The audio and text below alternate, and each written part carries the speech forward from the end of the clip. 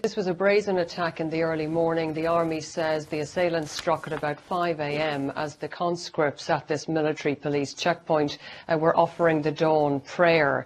2 bombs were planted. The army says the intention there was to target reinforcements coming to the area.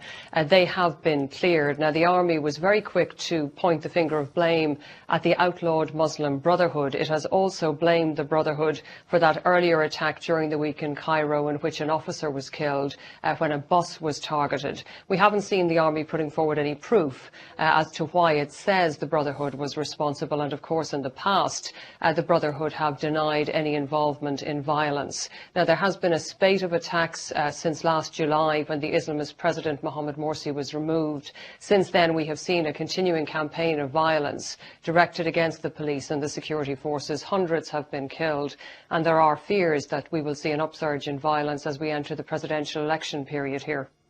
So this seems to sort of fit with what you're describing as the kind of landscape that's we're seeing emerge in Egypt. How are people responding to the levels of violence there?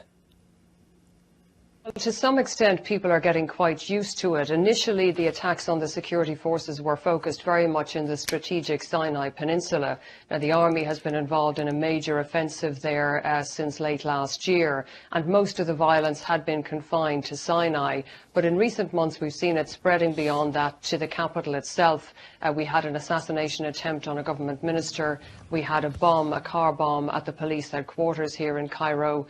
And now we've had, during the week, the first attack on the military inside the capital, and of course the police have already been targeted. So people are becoming familiar with this, but there is an anxiety that as the presidential election campaign gets underway, that militants may step up their attacks, that it's a very clear indication of the challenges ahead for the army chief, Field Marshal Abdel Fattah al-Sisi. Now, we are expecting in the next few days that he will formally announce that he is a candidate for the president, and the army is very much a focus of anger for these Islamist militant groups. It blames the army for the brutal crackdown that has taken place here in the past few months since President Morsi was removed.